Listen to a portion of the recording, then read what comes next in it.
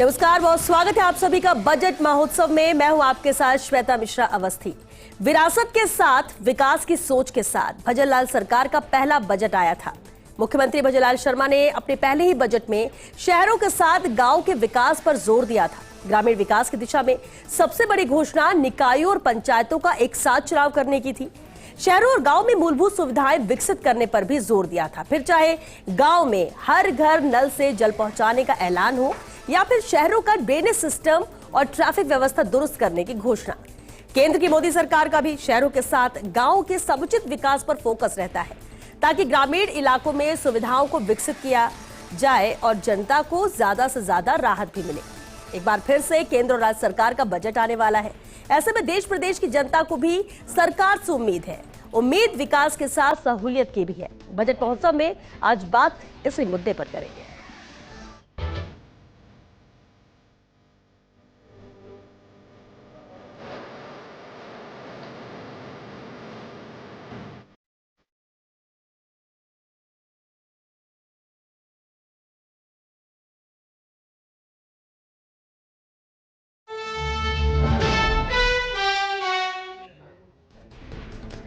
चलिए, आज के मुद्दे पर चर्चा के लिए खास मेहमान हमारे साथ जुड़ चुके हैं। सबसे पहले उनसे रूबरू करा देते हैं। हमारे साथ पूर्व निदेशक एनसी माथुर जी हैं। बहुत स्वागत है एनसी माथुर जी आपका। हमारे साथ चर्चा में शामिल हुए हैं एचएस संचेती जी, पूर्व मुख्य नगर नियोजक है राजस्थान से। बहुत स्वागत है संचेती सर आपका। मयंक तागी जी भी हमारे साथ है, वरिष्ठ सदस्य राजस्थान क्रेडाई से। मयंक जी बहुत स्वागत है आपका। और साथ ही हेमंत गोयल जी भी चर्चा में शामिल हुए, राजनीतिक विश्लेषक है। हेमंत जी बहुत स्वागत आपका भी, क्योंकि अहम है, जब बजट आता है उम्मीदें बहुत ज्यादा रहती हैं। और ऐसे में संचेती जी आपसे ही सबसे पहले शुरुआत करना चाहूंगी मैं। हम अर्बन की भी बात करते हैं, हम ग्रामीण क्षेत्र की भी बात करते हैं। जब विकास की बात होती है तो इनकी अहम भूमिका रहती है, लेकिन जब बजट की बात आती है तो किस तरह से इस दिशा में आगे बढ़ा जाए, ये एक बड़ा चैलेंज सरकार के लिए भी रहता है। टाउन प्लानिंग के लिहाज से अगर बात की जाए, आपको क्या लगता है, उम्मीद इस बार के बजट में इस सेक्टर को लेकर कितनी पूरी होती हुई नजर आएगी? देखिए, राजस्थान में जो है अर्बन सेक्टर के साथ साथ जो है ग्रामीण सेक्टर भी बहुत महत्वपूर्ण है। राजस्थान में करीबन 275 लोकल बॉडीज है, 7 जो है अभी अपग्रेड करते हुए डेवलपमेंट अथॉरिटीज हो गई, करीबन 10 अर्बन इम्प्रूवमेंट ट्रस्ट है। लोकल बॉडीज जो है और यूआईटी या डेवलपमेंट अथॉरिटीज साथ साथ काम करती है। ज़्यादातर लोकल बॉडीज का काम साफ सफाई है, उससे रिलेटेड होता है। डेवलपमेंट अथॉरिटीज़ का ये है कि कोई प्रोजेक्ट्स है जो है सिटी डेवलपमेंट के लिए कोई लावें, नया प्रोजेक्ट्स लावें, इंटीग्रेटेड डेवलपमेंट हो, मास्टर प्लान्स बने, जोनल प्लान्स वगैरह बने। अब रही बात कि विलेजेस की, तो मैं जब चीफ टाउन प्लानर था तो साथ साथ बात ये चली कि जो आज बड़े गाँव है, बड़े तहसील हेडक्वार्टर्स है, वो आखिरकार जो मर्ज होके बड़े टाउन्स बन जाएंगे, टाउन्स में मर्ज हो जाएगा और नगर पालिकाएँ लागू हो जाएगी। तो करीबन तहसील हेडक्वार्टर्स है 354। वैसे राजस्थान में 44,672 के करीबन गांव है। उसमें से सारे गांवों को हम टेकअप नहीं कर सकते हैं, परंतु मेरा ये है कि 10,000 की आबादी से बड़े गांव या तहसील हेडक्वार्टर्स उनको टच करना चाहिए, क्योंकि अल्टीमेटली अगर ये इस लेवल के गांव अगर बिगड़ गए तो वो शहरों में आके फिर तब्दील होंगे और शहरों का जो है वो जो अनप्लान डेवलपमेंट है वो दिखाई देगा। अब रही बात ये कि बजटिंग की बात होती है, तो बजटिंग में ये है कि urban development authorities, UITs and municipalities, इनको आज की तारीख में फाइनेंशियल प्रॉब्लम्स बहुत ज़्यादा है, इनके रेवेन्यूज़ बहुत अच्छे नहीं हैं। तो ये क्या है, जैसे म्यूनिसिपैलिटीज़ वगैरह है, जैसे साफ़ सफाई है, डे टू डे के सर्विस जो करते हैं, परंतु जयपुर डेवलपमेंट अथॉरिटी है जिनके पास पूरे डेवलपमेंट का जिम्मा होता है। जैसे जोधपुर डेवलपमेंट होती है, अजमेर डेवलपमेंट अथॉरिटी है, कोटा, अभी 2 हाल ही में भरतपुर और बीकानेर को भी डेवलपमेंट अथॉरिटी बनाया गया। तो इस प्रकार से इन टाउन्स की जिम्मेदारी बढ़ गई, परंतु जिम्मेदारी बढ़ने, अपग्रेड करने से कोई काम नहीं होता। इनके लिए काफ़ी बजट की आवश्यकता होगी और जिस हिसाब से बजट या प्रोजेक्ट्स की आवश्यकता होती है उस हिसाब से इनके पास रेवेन्यू जनरेशन का ऐसा कोई सोर्स नहीं है। ऐसी स्थिति में कम से कम राजस्थान में जो डेवलपमेंट अथॉरिटीज बनी है 7, उन डेवलपमेंट ऑथोरिटीज को प्रॉपर डेवलपमेंट करने के लिए, एग्जीक्यूट करने के लिए, प्लानिंग को टाइम पे एग्जीक्यूट करने के लिए सरकार की ओर से देखो साहब, बजट जो है ना वो सफिशिएंट प्रोविजन सरकार की तरफ से होना चाहिए जी। अब मैं बताऊं आपको कि जयपुर डेवलपमेंट अथॉरिटी के एरिया में सबसे बड़ी जो आवश्यकता है वो है आपके ट्रैफिक एंड ट्रांसपोर्टेशन प्लान की। Traffic and transportation master plan अगर बनता है और इसको एग्जीक्यूट करते हैं तो एक बहुत बड़ा जो है ना फंड इसके लिए चाहिए।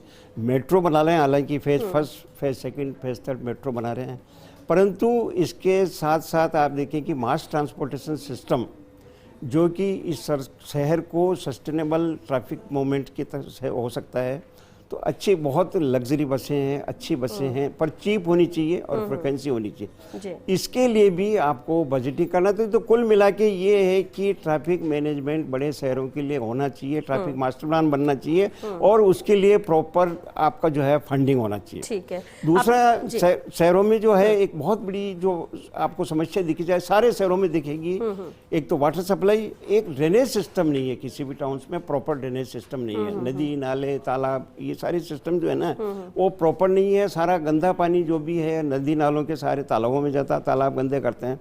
तो एक बहुत बड़ा जो है बजट जो सरकार की तरफ से होना चाहिए वो आपको जो है ना इसके लिए ड्रेनेज सिस्टम के लिए होना चाहिए।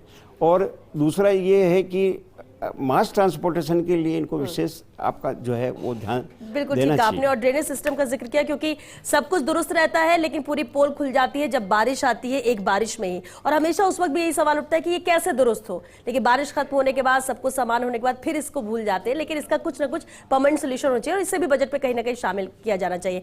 एनसी माथुर जी हमारे साथ है, पूर्व निदेशक अभियांत्रिकी जेडीए से। सर, जेडीए की भूमिका बहुत होती है और जब हम इंजीनियरिंग साइड से बात करें तो क्या लगता है अब तक जो किया जा रहा है या जितनी प्रायोरिटी में होना चाहिए, सरकार की वो प्रायोरिटी में है या नहीं? प्राथमिकता उस बात को लेकर है क्योंकि प्लानिंग तो हो जाती है लेकिन उसे एग्जीक्यूट करना ये एक बड़ा चैलेंज रहता है। क्या लगता है आपको इस बार के बजट में इससे प्राथमिकता में लिया जाएगा और कुछ इससे लेकर घोषणा हो सकती है? जी देखिए, विकास एक सतत प्रक्रिया है जी, और जहाँ तक मेरा अनुभव कहता है कि विकास में इवोल्यूशन भी होता रहता है।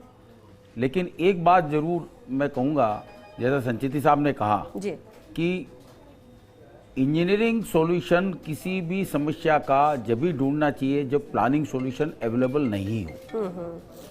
इंजीनियरिंग सॉल्यूशन महंगे होते हैं और वो अर्बन डेवलपमेंट हो चाहे रूरल डेवलपमेंट हो, दोनों में ही जब भी तय किए जाने चाहिए जब हम प्लानिंग से कोई सॉल्यूशन नहीं निकाल सके। मैं आपको इसका सिंपल एग्जांपल देता हूँ कि अगर हमारी वार्ड सिटी को देखें, जिसकी जो प्लानिंग है आज, वो आज भी रिलीवेंट है। 50,000 पॉपुलेशन के लिए बसाई गई थी और 5 लाख से 7 लाख पॉपुलेशन आज कैटर कर रही है। तो ये एक प्लानिंग दर्शाती है कि मिक्स लैंड यूज जो था वो कितना इफेक्टिव था और उसमें कितनी समस्याएं अपना आप निदान हो जाती थी। आज आप देखेंगे तो वहां पे कहीं भी पेट्रोल पंप नहीं है। उसके पीछे उनका सिंपल थॉट ये था कि उनके यहाँ ट्रिप लेंथ जो थी वो इतनी थी कि वो साइकिल से पूरी हो जाती थी। तो ये जो प्लान अभी जो हमारे मास्टर प्लानिंग का जो इफेक्टिव इंप्लीमेंटेशन में जो कमी आई और उसके बाद जैसा अभी संचिति साहब ने कहा कि ट्रैफिक एंड ट्रांसपोर्टेशन की जो भी मेजर समस्या सभी शहरों में संभागीय स्तर पर तो बहुत गहरी हो चुकी है। जयपुर के लिए बहुत हर जगह हम आए दिन जाम की समस्या देखते हैं और उसमें फिर हम उसके जो इंजीनियरिंग सॉल्यूशन देखते हैं कि साहब अभी हमें यहाँ इसको सड़क को चौड़ी कर लेनी चाहिए, उसके बाद हमें उस पर एलिवेटेड रोड बना देनी चाहिए। तो ये स्थायी समाधान नहीं है। स्थायी समाधान जैसा संचित साहब ने बताया कि हमें मास ट्रांसपोर्ट सिस्टम शुरू करना चाहिए। मैं आपसे निवेदन करूं कि सन 1980 से 85 के आसपास जयपुर में 200 बसें हुआ करती थी और अगर आज भी हमारे पास 200 बसें हैं तो पॉपुलेशन कितना एक्सप्लोजन हो गया, पॉपुलेशन कितनी बढ़ गई और आज भी हमारा जो पब्लिक ट्रांसपोर्ट सिस्टम है उसको वहीं का वहीं है। तो हमें स्ट्रेंथन करने की बहुत आवश्यकता है और केवल एक मोड काम नहीं करेगा कि मेट्रो ही बना दी जाए तो उससे सारी समस्या का समाधान हो जाएगा, ऐसा नहीं है। मेट्रो भी चाहिएगी, बस भी चाहिएगी और मोड भी चाहिएंगे। बिल्कुल बिल्कुल बिल्कुल माथुर सर, बहुत ही अहम बिंदु का जिक्र किया आपने, पॉइंट्स का जिक्र किया। मयंक त्यागी जी भी हमारे साथ हैं। अब क्रेडाई की हम बात कर ले या बिल्डर्स की बात कर ले, उनका भी एक समूह है जो बहुत ज्यादा उम्मीद इस बजट से लगा कर रखता है। और जब हम अर्बन डेवलपमेंट की बात करते हैं, जब हम इंफ्रास्ट्रक्चर की मजबूती की बात करते हैं, तो उसमें भूमिका आप लोगों की अहम होती है। इस बार के बजट से उम्मीद क्या लग रही है? क्योंकि जब हम इससे पहले भी पिछला बजट भी आया था, बहुत ज्यादा उम्मीदें थी, कई चीजों को पूरा भी किया, लेकिन वो पहला बजट था और ये मौजूदा सरकार का दूसरा। तो ऐसे में क्या उम्मीद बिल्डर्स कर रहे हैं? श्वेता जी, अभी जैसे पिछले 1.5 साल से जब से अभी अपने स्टेट में एक नई गवर्नमेंट आई है जो बीजेपी शासित है, और लकीली अभी अपना सेंटर गवर्नमेंट भी बीजेपी शासित है, तो बड़ा पॉजिटिविटी वाइब्स अपने आप में एक डेवलपमेंट की तरफ दिखाई देने लग गई हैं। जिस तरीके से अभी कुछ टाइम पहले में ये हुआ है कि लगभग 35 लाख करोड़ रुपए की इन्वेस्टमेंट की बात अभी राजस्थान के अंदर होने शुरू हुई है। तो ये अपने आप हर बिजनेसमैन के लिए एक बहुत बड़ा अवसर है। मतलब उसमें बहुत सारे लोग आएंगे, इन्वेस्टमेंट आएगा तो बहुत सारी इंडस्ट्रीज आएंगी, उनसे रिलेटेड सब चीजें उनको रिक्वायर्ड होगी, एम्प्लॉयमेंट बढ़ेगा, काम बढ़ेगा, जिसको आज हम ग्रामीण क्षेत्रों में कहते हैं। तो अगर उनके आसपास में वो इन्वेस्टमेंट जाएगा तो वहां पर स्मार्ट विलेजेस की बात जो हमेशा बीजेपी करती आई है, या जिस तरीके की चर्चाएं हमेशा रही हैं, अगर इसको क्रियान्वित, मैं ये बोल रहा हूँ कि जिस तरीके से अभी स्टेट गवर्नमेंट लगी हुई है, अगर ये अपना 50, 60, 70% भी कुछ इसको अचीव करने के लिए इसमें वो हुए, तो मेरे ख्याल से राजस्थान के लिए अभी तक के जो इसके इतिहास में एक अतुल्य कार्य होगा। और इतना बड़ा इन्वेस्टमेंट को वेलकम करने के लिए मेरे ख्याल से पूरे स्टेट के लोगों को, सब व्यापारी बड़े एक्साइटेड हैं, और सब जुड़कर अगर इसका वेलकम कर रहे हैं तो ये एक बहुत बड़ी अपॉर्चुनिटी साबित हो सकती है। और निश्चित ही स्टेट गवर्नमेंट इस सब को देखते हुए ही काम करेगी कि भाई जो व्यापारी वर्ग है इनको अपना एज अ सपोर्ट इंजन लेकर किस तरीके से आगे बढ़ सकते हैं। बिल्डर्स की सबसे इंपॉर्टेंट या कहें सबसे प्रमुख डिमांड या मांग इस बार क्या है बजट से? नहीं, देखिए मैं आपको बताऊं, जैसे प्रधानमंत्री आवास योजना एक हमारे प्रधानमंत्री जी का बहुत ही, मतलब उनको वो बड़े फोकस्ड हैं उस विजन को देखते हुए, जो पिछली गवर्नमेंट ने उसको उतना शायद सपोर्ट नहीं किया था, बट वो इतना एक फ्रूटफुल है। क्योंकि और जैसे स्टेट्स में आप यूपी में, महाराष्ट्र में या बाकी गवर्नमेंट्स में आप देखोगे तो वहां पे वो बड़ा सक्सेसफुल मॉडल साबित भी हुआ है। तो जिससे बिल्डर को भी फायदा होता है, खुद लाभार्थी जिनको वो योजना का लाभ मिलना है उन लोगों को भी उसका पूरा अवसर उठा पाते हैं वो लोग, उनको भी उसका पूरा फायदा मिलता है। तो इस तरीके की अगर और योजनाओं पर स्टेट गवर्नमेंट, सेंट्रल गवर्नमेंट की जो गाइडलाइंस है उसको फॉलो करके अगर व्यापार को आगे बढ़ाती है तो बिल्डर मेरे ख्याल से उसमें बहुत खुश है। अभी आपका इंडस्ट्रियल कॉरिडोर्स जो इतना बड़ा डेवलप हो रहा है, पूरा एक दिल्ली से लेके मुंबई तक जा रहा है, तो इसके चारों तरफ जो जोन डेवलप हो रही है, ये सब एक अपने आप में रियल एस्टेट सेक्टर को बूम देने के लिए है। तो ये एक बहुत बड़ा सपोर्ट है, बस इसको एक्नॉलेज करना और उसको धरातल पे लाने वाली बात है। तो मुझे उम्मीद तो यही है कि जैसे स्टेट गवर्नमेंट और सेंट्रल गवर्नमेंट साथ में बड़ी संगठित होकर काम कर रहे हैं, तो एक बड़ा अच्छा रिजल्ट मेरे ख्याल से अगले 3 सालों में अपने को देखने को मिल सकता है। चलिए, यही उम्मीद भी प्रदेश की जनता भी कर रही है, अलग अलग सेक्टर से भी यही उम्मीदें हैं। हेमंत गोयल जी हमारे साथ, राजनीतिक विश्लेषक। हेमंत जी, अब एक अहम सवाल ये कि अब ठीक है, उम्मीद हर सेक्टर की अपने अपने लिहाज से लोग सोचते हैं, लेकिन राजनीतिक परिदृश्य से अगर बात की जाए, पिछला बजट आया उसमें भी ग्रामीण विकास की बात करें, शहरी विकास के लिए भी बहुत घोषणाएं की गई थी। उस एक साल में जो घोषणाएं हुई उसके क्रियान्विति को लेकर, और उससे कितनी उम्मीद की जाए कि अब ये जो मौजूदा सरकार का दूसरा बजट है उसमें और बहुत चीजें प्लस आएंगी? क्योंकि ये दूसरा बजट है तो ना तो लोक लुभावन होने वाला है, बैलेंस कितना रखा जाता है ये भी एक बड़ा चैलेंज सरकार के लिए रहेगा, या फिर कड़वे घूंट पीने पड़ सकते हैं। देखिए श्वेता जी, ये तो जाहिर सी बात है कि डबल इंजन की सरकार है जी, तो रास्ता प्रशस्त विकास का और तेजी से हो सकता है और हो रहा है। और चूंकि मोदी सरकार या नरेंद्र मोदी या बीजेपी सरकार फ्री बीज में बिल्कुल भी विश्वास नहीं करते। ये इंफ्रास्ट्रक्चर कैसे सुदृढ़ हो, कैसे योजनाएं अधिक आए, कैसे गरीबों का विकास हो, उस तरफ इनका ध्यान ज्यादा रहता है। तो अभी अगर हम राजस्थान की बजट की बात करें तो जैसे कि हमेशा मोदी जी कहते हैं कि साहब हमारी तो जातियां, युवा है, किसान है, महिलाएं हैं, तो इन पर अगर छोटी छोटी चीजें अगर थोड़ा सा ध्यान दिया जाए, तो जैसे स्किल डेवलपमेंट की स्कीम्स पर बहुत ध्यान देना जरूरी है, क्योंकि जाहिर सी बात है कि सरकार में नौकरियां बहुत कम है, प्राइवेट सेक्टर में इनको कैसे खपाया जा सकता है, और प्राइवेट सेक्टर में जब तक हुनरबाज लोग नहीं होंगे तब तक कोई उनको रखेगा नहीं। तो स्किल डेवलपमेंट की स्कीम्स केंद्र सरकार की है, लेकिन वो उतनी पर्याप्त नहीं है जितनी की आवश्यकता है। तो राजस्थान सरकार भी अगर स्किल डेवलपमेंट की स्कीम्स को और ज्यादा प्रमोट करे और नए सिरे से लाए तो वो मेरे ख्याल से बहुत बेहतर होगा। इसके अलावा आप किसान का मजबूती, किसान सशक्तिकरण कैसे हो सकता है? आप देख रहे हैं कि शहरों में या जहां हाईवे के आसपास की जमीनें हैं वो तेजी से बिकने लगी हैं। तो क्या आने वाला टाइम ऐसा होगा, क्योंकि उनको करोड़ों रुपए के भाव मिल रहे हैं, तो आने वाला टाइम कैसे होगा कि फसल कहां से आएगी, कहां से हमको खाने के लिए अनाज आएगा? तो किसान, क्योंकि उसके लिए बहुत घाटे का सौदा उसको साबित होता है किसानी, कृषक का काम करना। तो किसान को कैसे हम मजबूत करें, कैसे उसका हम सशक्तिकरण कर सके, इस पर हमको बहुत गंभीरता से विचार करना होगा। महिला सशक्तिकरण की बात हम करते हैं, तो महिला उद्यमियों को कैसे हम एमएसएमई वगैरह जो स्कीम्स हैं और उनको कैसे आर्थिक रूप से सक्षम बना सके, उस तरफ भी भजन लाल सरकार को सोचना होगा। एक और अहम मुद्दा है, यूनिवर्सिटीज बहुत खुल गई, लेकिन अब उनकी क्वालिटी, एजुकेशन क्वालिटी कैसी है, क्या वहां पर कितनी धांधली हो रही है? आए दिन मीडिया में ये रिपोर्ट्स मिलती हैं कि साहब फर्जी डिग्रियां बट रही हैं, ये हो रहा है, वो हो रहा है। उन पर हम कैसे लगाम लगा सकते हैं? इस पर भी कोई मैकेनिज्म राजस्थान सरकार को सोचना पड़ेगा। ठीक है, तो इसको भी ध्यान में रख के, प्रायोरिटी में रख के इसे बजट में शामिल किया जाए, क्योंकि वक्त खत्म हो रहा है। मैं एक कमेंट जरूर चाहूंगी माथुर सर, एक फाइनल कमेंट जरूर चाहेंगे। बजट से उम्मीदों को लेकर एक पॉइंट जो होना चाहिए इस बार, उस पर सरकार को गंभीरता से शामिल करना चाहिए। कि पब्लिक ट्रांसपोर्ट जो है जी, वो कम से कम संभागीय स्तर तक तो इसको स्ट्रेंथन करना चाहिए, जिसमें बस सिस्टम को सबसे ज्यादा स्ट्रेंथन करने की आवश्यकता है।